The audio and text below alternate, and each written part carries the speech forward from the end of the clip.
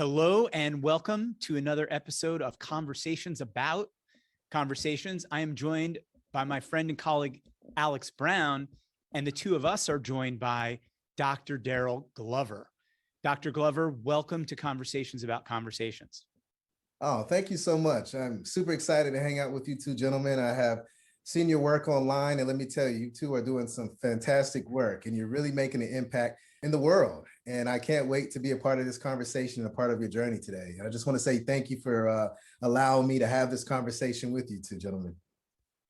Well, thank you for joining the conversation.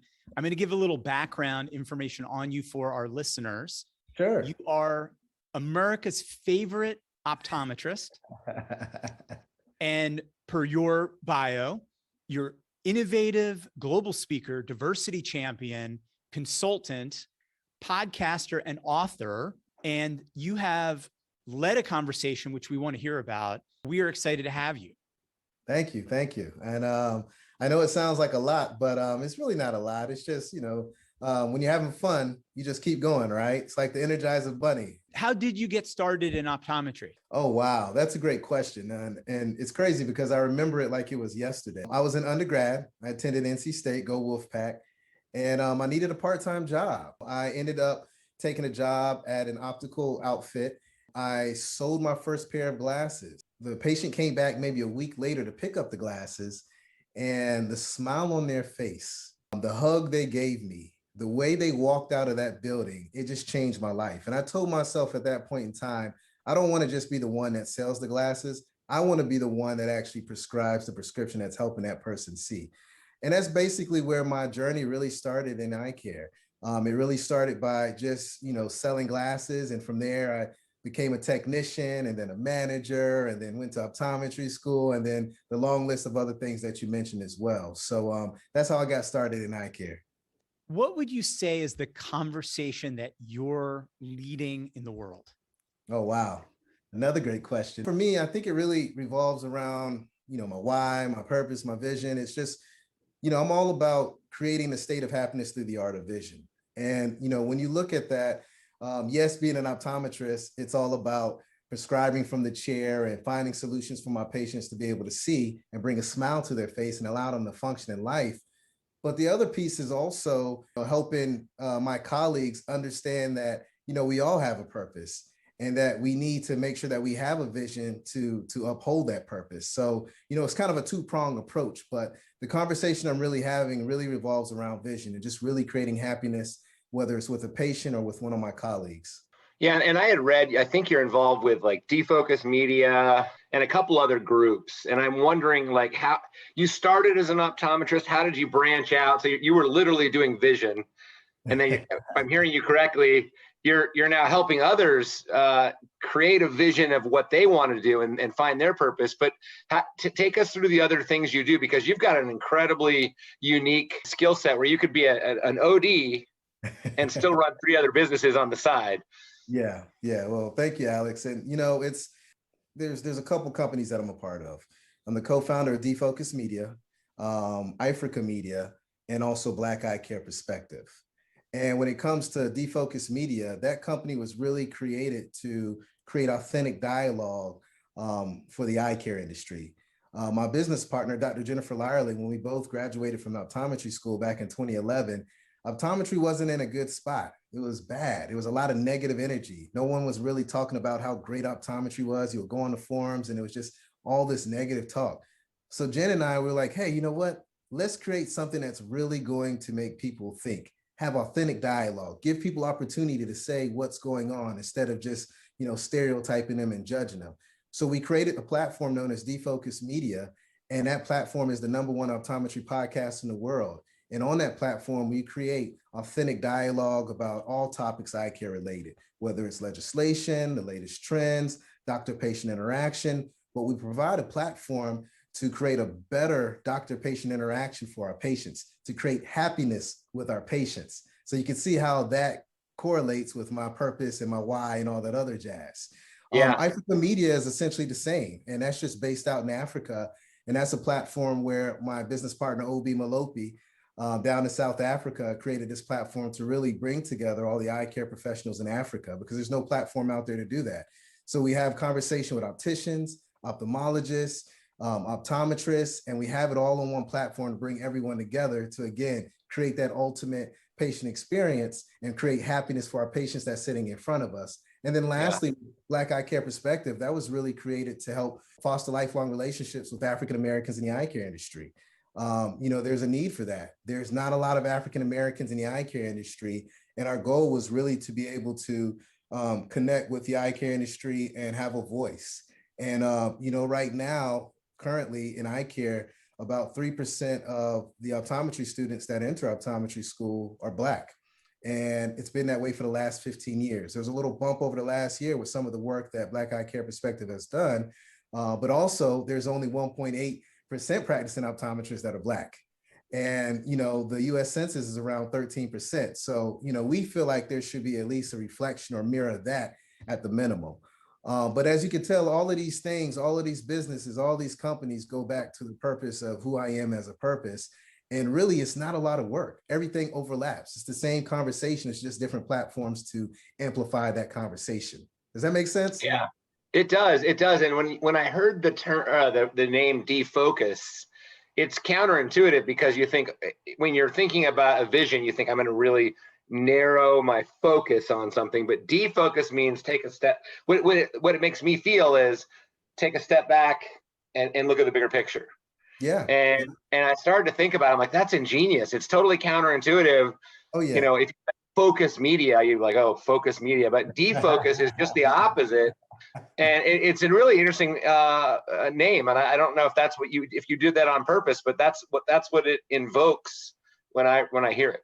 Yeah, and I have to give credit to my business partner, Dr. Jennifer Lyerly, for coming up with that. I believe she was the one. I can't remember if it was me, myself, or her, but I'm going to give her the credit. But I know smart man. That was a piece of it. But also at the time when we were coming out, we are the seasoned millennials in eye care.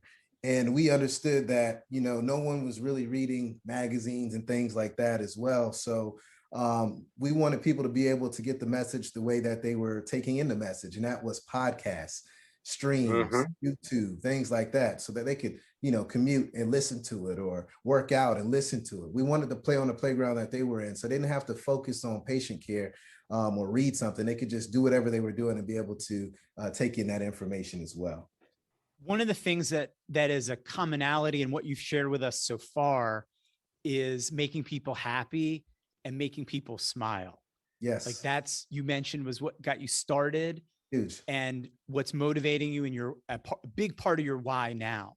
Yeah. What advice do you have for people to help make other people happy? The main thing is, there's a couple things, but I think the main thing, everyone in life should really sit down and understand their why, their purpose, and, make sure that they have a vision to uplift that purpose, right? But most importantly, make sure you look at your core values in life.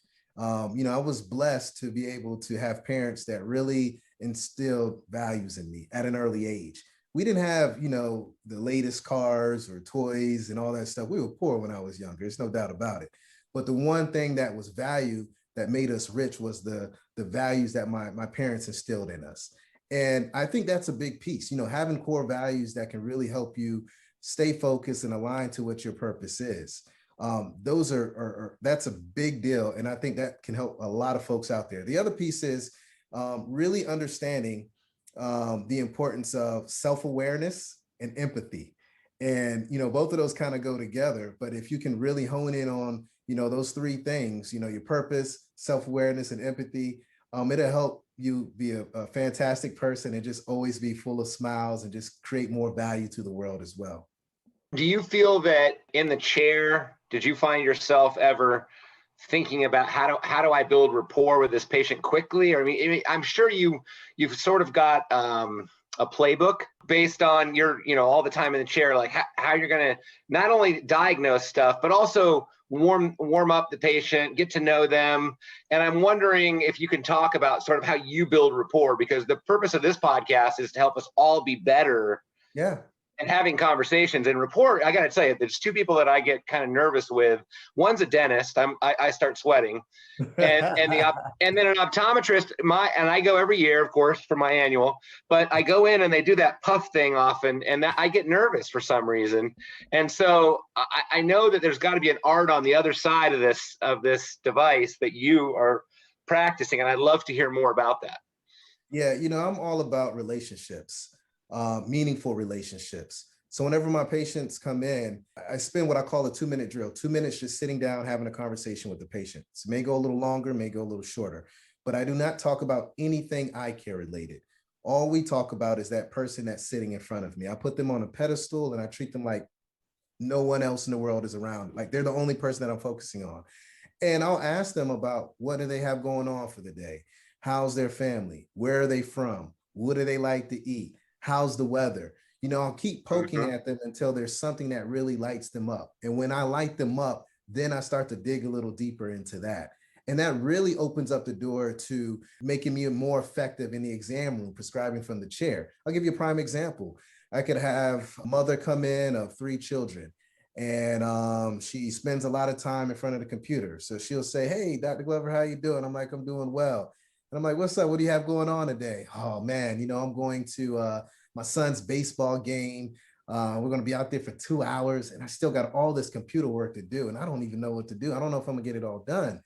And I'll just kind of go back and forth talking about that conversation. But within those 2 minutes, right there, I already know several things. Number one, she spends a lot of time in front of the computer. So I need to prescribe computer glasses for this patient. I need to also talk to them about anti-reflective coating, blue light protection. Number two, I know that she needs sunglasses because she spends a lot of time outdoors watching one of her sons play baseball. Number three, I know that she has 3 sons. So that's 3 more exams that I could bring into my practice and help her children. And I know one of them at least plays baseball. So he may need some type of refractive care. So that may be contacts, daily contacts. So, just really having a conversation with that person in front of me and creating value from them, from the information that they give me, allows me to prescribe from the chair and be very effective and have that meaningful and impactful relationship. Yeah, and just hearing you say that, it makes me think from the patient's viewpoint, it's got to feel so much better to tell my story to you in 2 minutes like that, instead of filling out a questionnaire. How many children do you have? I have 3 children. It feels so much more authentic, a connection, as opposed to filling out, either typing or writing a questionnaire. So that's a really effective way to find the right prescriptions and the right solutions, but matching that up with a feeling of an authentic connection. Yeah, and just to build on that, I have pictures of my family in my exam lane. You see a picture here. Yeah. When my patients come in, they want to know how old my son is, why I don't have a new picture in the office, what's going on, where did I travel. So a lot of times we don't even jump into, what my problem is or what their problem is with their eyes. It's more of how's your family, what's going on, and it gets deeper and deeper every single year. So I really love that approach, and my patients, they're my family, and if they're new to the practice, they will soon be my family, because we really make it an intimate relationship, a meaningful relationship, and it's a win-win situation all around for everyone.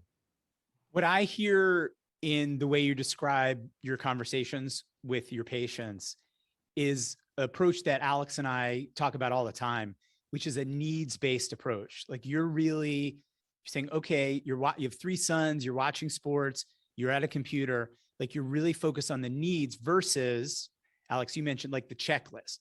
Like, are your eyes healthy? You're not doing a checklist. And what you said, I really want to underscore, is putting people on a pedestal, giving them the floor, putting them first. Absolutely. So it's very similar to the model that the book is about. I'll just share that with you briefly. And that is focus a lot on exploring and addressing.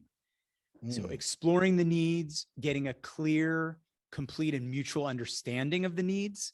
Right. And then you can address it. And what I find most people do is they go right to the solution versus really being clear about the needs. So I think you're really aligned. We're really aligned with the way you approach it. Yeah. I mean, it makes life so much easier. I mean, the person sitting in front of you will appreciate you, They now become a marketing piece for you because they go out, they tell their family, their friends, and they just become, a part of that circle of life with you. And it's just, for me, it's just very rewarding to be able to help someone, with the most precious sense known to mankind, vision, and to be able to impact their life and for them to always come in and year out and just share their experience with their colleagues. I have fun every day. I always tell people I never work. I never work. All I do is I have fun. I get to run my mouth just like I'm doing right now. This is the highlight of my day, running my mouth. Yes, I'm an optometrist, but I get to run my mouth and learn about new backgrounds, help Yeah. people, and change the world. So I love it day in and day out. But no, conversations, man, that's what it's all about. I really pride myself in being able to have conversations, open conversations, transparent conversations, and impactful conversations. And I feel like, that's how you're able to, at least be an eye care professional, really create loyalty to your practice. If you're able to communicate with that person that's sitting in front of you, you're going to be great and your practice is going to be great. And that loyalty is just going to be through the roof. So I'm huge into conversations, and I just having this conversation with you guys, I'm grinning ear to ear because this is my cup of tea. This is what I like to do. And I wanted to circle back. We were talking about, weaknesses and things like that. I'm a firm believer that you don't have to be an expert. For me, I like to be more of a generalist, a person that knows generally everything. So all these areas that I may be weak at, I'll get that partner and I'll learn more about that, but I'll have a general overview of what it's about. So for me, I try to know a little bit of everything rather than being an expert in one single thing, because you can always hire someone to be that expert. But as long as you have a good overview of it, when you have a conversation with that person that may be running that department, they're going to respect you more and they're going to work with you more simply because they see that you have a good understanding of what they do. But then they're also going to respect you because you're going to ask them to run it and lead it because they're the expert, but at least you can have some type of communication about the topic at hand. Right. My next question we talked about what conversation are you leading now? Yeah. I guess, and Ivan, you may have thought of this too, but what's the question you want to lead next? Oh, wow. The conversation next is it's really about family. It's really about my son and my future daughter that's due in a couple of weeks here. Oh, congrats. Yeah, it's being a Black man in America, a Black man in the world, there's a lot of obstacles. And I want to open up that conversation with my son to let him know that he can do whatever the hell he wants to do. And I want to be able to create that platform from him and my daughter to be able to be successful, to be able to have all the tools and resources to be successful. So my conversation and my wife's conversation is just really creating a good platform for our children to be able to be successful in the future. And that all revolves around what my wife and I are doing now, whether it's working our 9-to-5s or building our companies on the side. We're creating a picture that our kids will see. Mommy and daddy work hard. Mommy and daddy did this. Mommy and daddy understands the importance of conversations. Mommy and daddy understands the importance of meaningful relationships.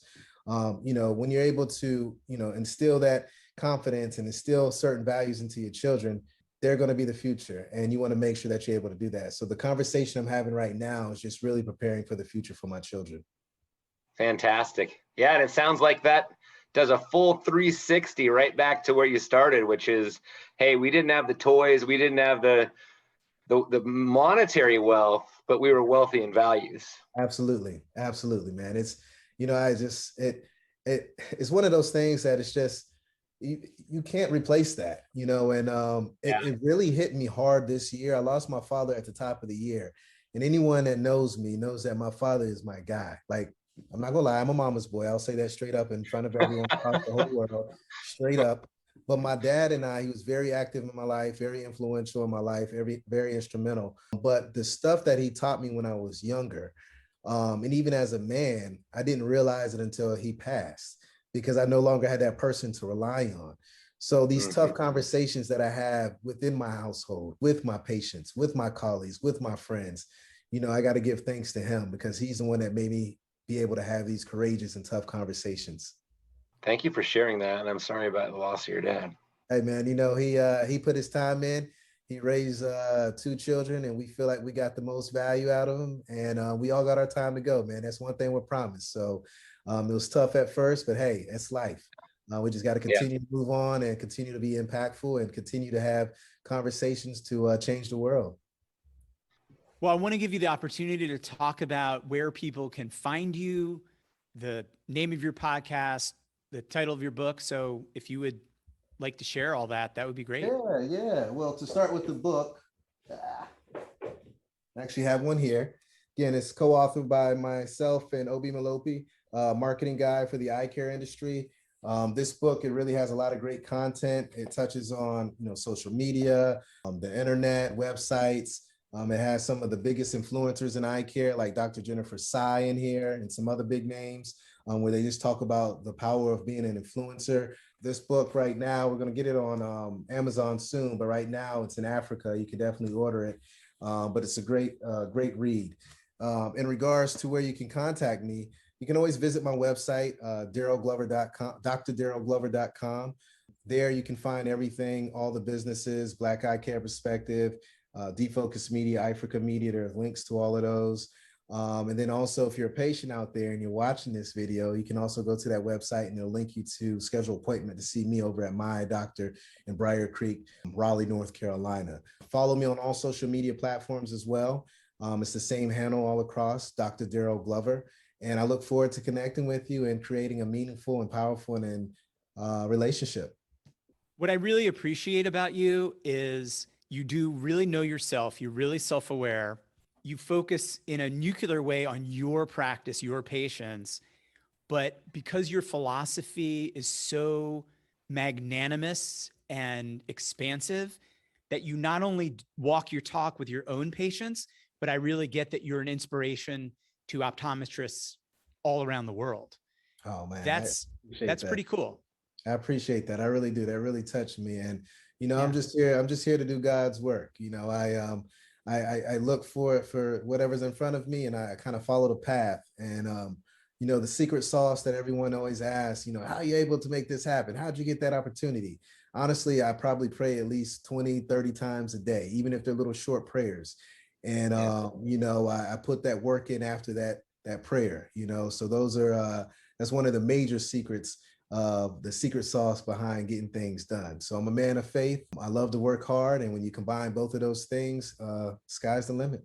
It's fantastic. Well, thank you for sharing that and being open to this. And, I got to plug Ivan's book too, because these conversations would not happen, Ivan, without your book. And it's amazing to me how little time I spent as I reflect on my undergrad and my graduate work. I don't know that I ever took a class where they said, we're going to talk about how to have a good conversation. and you think about all the hours you did undergrad, then OD work. And Ivan, I know you did, 2 great schools too, undergrad and grad. And you think about the amount of money and time and effort. And not 1 second, I took a debate class maybe or a speech, but no one said, let's focus on having, and I'll use your words, Dr. Glover, a tough conversation. Yeah. Can you imagine the value? And I know you got it from your father, but not everyone has that, Dad. So we owe it to all the young men and women to say, and everyone actually, hey, let's focus, let's break down a conversation. And Ivan, your book has been life-changing for me. I reflect on it daily about how can I have made this conversation better, more impactful? What can I learn? Yeah. How can I get better? Dr. Glover, the long-term vision is to create Conversations University. I love it. And let me tell you something, Ivan. This is your book, this concept, this university is needed more now than ever. Because let me tell you, sitting in that exam room with kids, with students, they do not know how to hold a conversation. And the reason why is because this is their conversation. And they're not having that face-to-face interaction. They're not understanding the importance of creating value for that person that's sitting in front of you. They don't understand the importance of self-awareness because everything is fake when you look online.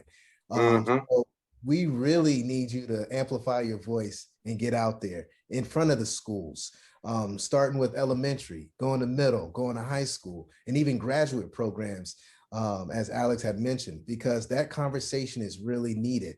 And in order for us to really grow and create happiness in the world, we have to learn how to communicate.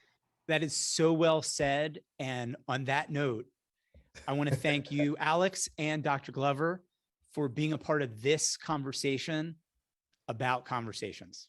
Thank you so much. Thanks for having me. Stay blessed. Thanks, guys.